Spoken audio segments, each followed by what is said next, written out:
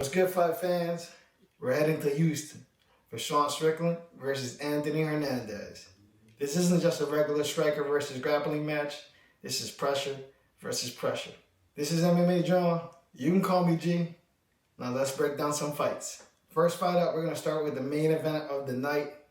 Strickland versus Anthony Hernandez. Now, like I said earlier, this is a pressure versus pressure fight. Strickland is exactly what you think he is. Jab, jab, shoulder roll, forward pressure, and non-stop volume. He doesn't take wild risks, and he doesn't waste motion. His biggest weapon is that jab. It disrupts his opponents, taking them off their rhythm, and sets up everything else. Let's not forget, he's proven over 25 minutes. Come under fire, and he doesn't panic. But here's the issue. Strickland's style only works when he's in open spaces and he controls the distance. If someone forces him against the cage and makes him defend multiple takedowns and layers, that's where it becomes uncomfortable for Strickland. Anthony Hernandez is not a normal grappler. He doesn't shoot once and resets. He doesn't give up positions, and he doesn't slow down. He chains attempts together even when he messes up. Misses the double leg, he'll switch to a body lock. He misses the body lock, he switches to a trip. He gets sprawled, he'll just take your back. It's suffocating at times. He's a big-ass Marab at this point, and that's what makes him dangerous. He doesn't just control, he hunts for that submission. I got Hernandez pushing that tempo early, pushing him against the cage, earning minutes, getting himself some takedowns. I'm pretty sure Strickland's going to land a jab or two, but for my pick, I'm going to go ahead and pick Anthony Hernandez to get it done by late sub or dominant decision. Next fight up, we got Neal versus Uros Medic. Now this one's simple. Who's going to get knocked out? That's what you got to ask yourself. Uros Medic is dangerous early. If he catches you clean in the first round, it could be lights out. But here's the problem. Neal has been in there with killers. He's calm, he doesn't rush, and his left hand is sharp. He's also way more comfortable in deep waters than Uros Medic. If Uros Medic doesn't get it done early, I can see Neal winning this one easily. Neal's pressure builds, his timing gets better, and Uros Medic's pressure usually drops after the first. With that being said, give me Neal to get it done by second round knockout. Neal will survive the first wave of punches, study his opponent in the very first round, maybe land a couple shots and possibly finish it in the first, but give me Neal to get it done in the second. Weather the storm, land his better shots, and get it done. Next fight up, we got Delija versus Costa. Now this one's sneaky competitive. Delija is durable, compact, and super composed. Tight boxing with a big overhand right. And he doesn't fade. He has fought elite competition for years. But Costa, he is longer, more active, and throws way more volume. Kicks from range and misses up his targets. He's comfortable fighting off his back foot. If Ige turns this fight into a pocket fight and lands that right hook clean, of course he can make this a nightmare for Costa. But if Costa can keep it long, keep his output high, and avoid trading in the center, he can bank some minutes. With that being said, give me Costa to get it done by decision here. I think he could do just that. Jab him up, stay away from danger, keep the distance, use his kicks, take him down if he needs to, and get the job done here by decision. Next fight up, we got the heavyweights. Spivac versus Delija. Delija is aggressive, throws heat, and isn't afraid of a brawl. If it turns into a wild exchange in the middle, he absolutely has the power to change everything. But here's the difference. Spivac isn't trying to be chaotic. He wants to clinch, he wants top control, he wants to take you down. And at heavyweight, his grappling is better than most guys. I am a bit scared that Spivac can take him down and sub him, or possibly just earn control time while on the ground.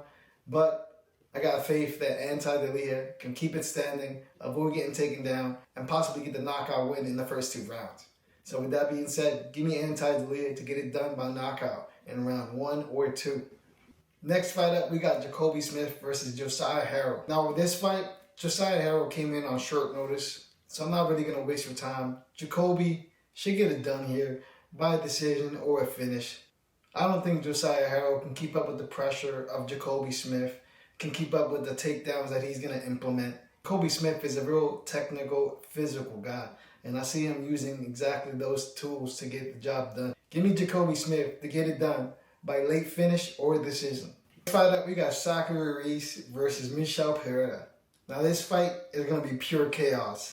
Reese is tall, long, and a well-rounded wrestler. He can control the cage, grind out grappling, and finish if it hits the mat. But Pereira, he's unpredictable. He's flashy and has knockout power in every limb. Spinning kicks, wild entries, and a crazy arsenal of attacks. He keeps his opponents guessing the entire fight. Now I know he's been dealing with some issues off the cage, and I know he's been losing recently, but I gotta lean with Pereira in this fight. Pereira keeps it loose, keeps it standing, and avoids the takedown attempts from Sack Reese, avoids a submission threat from Sack Reese, and hopefully stay sharp and stay loose in there. He can get it done. We need Michel Pereira by knockout, second round. Our next fight up, we got Njokuani versus Carlos Leal. Now this one's a classic striker versus striker matchup. Chidi is the cleaner and longer fighter. Nice jabs, nice straights, and distance management makes him tough to hit. He controls the range well and punishes anyone that overcommits. Carlos Leal, on the other hand, super aggressive. He pushes forward and tries to land heavy shots. He's dangerous if he can close the distance early, but he tends to leave his head wide open for counter shots. Chidi's going to have to find his inner boxer in this fight. Keep the jab, keep the straights, keep the distance going, and try to win that decision victory over Carlos Leal. And as for Carlos Leal, you have to do the complete opposite. Force exchanges, be explosive in the pocket, and try to land on Chidi clean and heavy and quickly.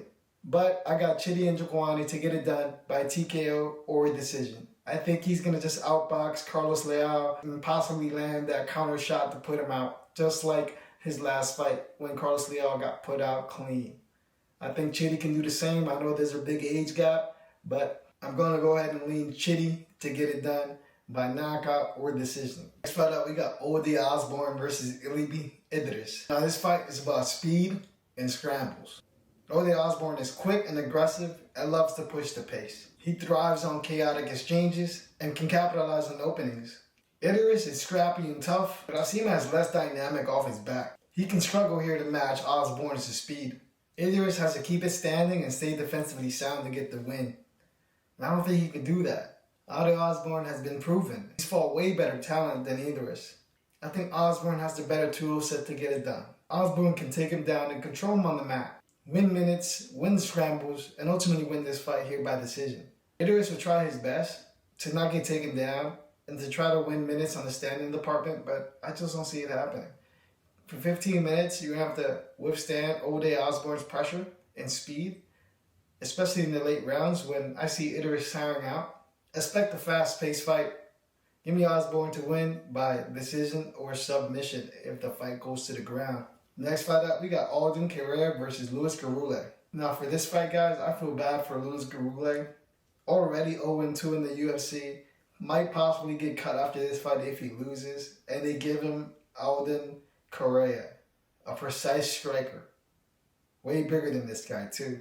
I feel really bad for Louis. Alden Pereira is precise, smart, and measured. He picks his shots, he manages distance well, and avoids unnecessary risks. His volume isn't huge, but it's accurate, perfect for racking up points. Now Louis Gurule, on the other hand, he's a scrappy, aggressive fighter, always looking to force the action. He's dangerous if he lands counters or traps Coria against the cage, but his forward pressure can leave him open. If Coria can keep it tight and land his counters effectively, he should rack up points and win here easily. But if Gurule forces the fight and lands big shots early, things can be interesting. But nonetheless, I got Alden Pereira to get it done by decision here. Next fight up, we got Nora Cornolle versus Jocelyn Edwards. This one's a rematch. Nora Cornolle won the first one, but I'm going to be honest, it was in France, and Nora's from France, so things could have been a little shaky with that decision. Jocelyn Edwards has grown a lot since then. She's developed better hands and cleaner entries over time. She's not afraid to pressure these girls and end the fight early. Nora Cornolle is tough. She's scrappy. She likes to mix takedown attempts with her striking, but she struggles against heavy hitters that like to keep the pace like Jocelyn Edwards. If Cornolle survives the first round and keeps it messy for all 3 rounds, she could possibly escape here with a decision victory. But if Jocelyn Edwards lands her power shots early, things can end early. With that being said, give me Jocelyn Edwards to get this done by knockout or decision. Next fight up, we got Brahimaj versus Soriano. Now this one's all about power versus grappling. Soriano is a big explosive welterweight with heavy hands. He pressures, throws hard, and thrives in exchanges. If he lands early, it could be fight ending. Reese, on the other hand, he's more of a grappling threat. Slick submissions, good transitions. He can win if the fight hits the mat, but standing with Soriano can be risky. If Brahimaj can take him down and assert himself on the ground, he can get that submission victory. But can he get it to the ground? I think Soriano, with his recent success, he has developed a better takedown defense over time. I do see him stuffing some takedowns and ultimately being the better striker in this fight. With that being said, I got Soriano to get it done here by knockout or decision. Next fight up, we got Jean-Paul Lebosnoyani versus Philip Rowe. Now, to avoid some time, we're just going to call that guy JPL.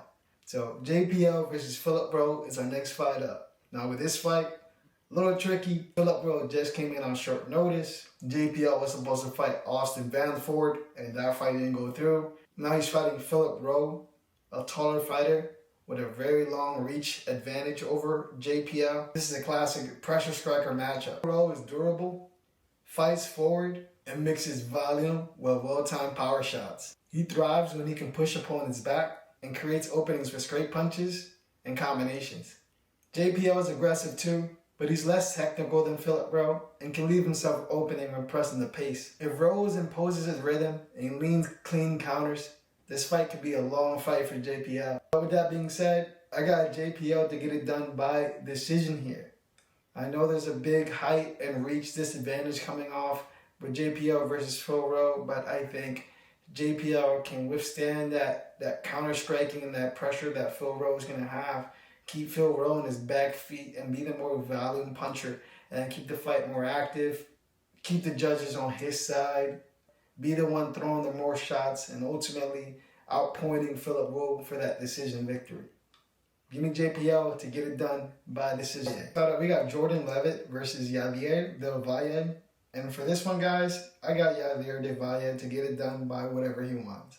Jordan Leavitt is coming from a weight class above, going down to fight Yair Del Valle on his weight class. And usually when this happens, it's not really a good thing. Both fighters are pretty good, but I'm going to go ahead and lean Del Valle to get it done by decision.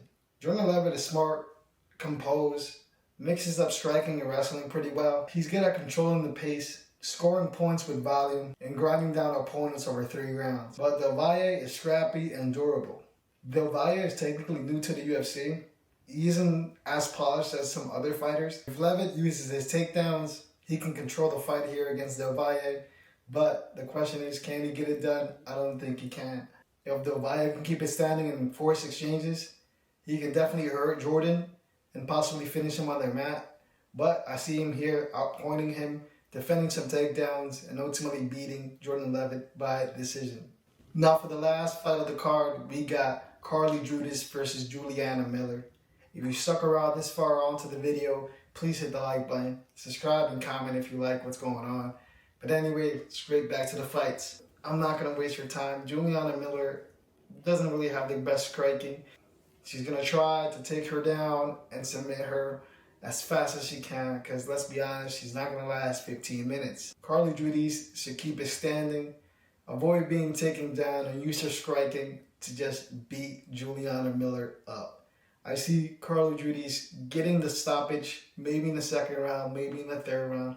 Hey, possibly even in the first round if things go her way. But I'm giving Juliana Miller a benefit of the doubt, thinking she can survive her first round due to her grit and due to her dog inside her. But unfortunately, Juliana Miller has barely to no striking game. She's all groundwork. Like I said earlier, she's going to try to take him down and get that submission victory, and I don't think she could do that. Give me Carly Judice to knock her out or to win a dominant decision. That's it for the video, guys. If you like what you see, like I said earlier, comment, like, subscribe, and I'll see you in a couple days for the next video.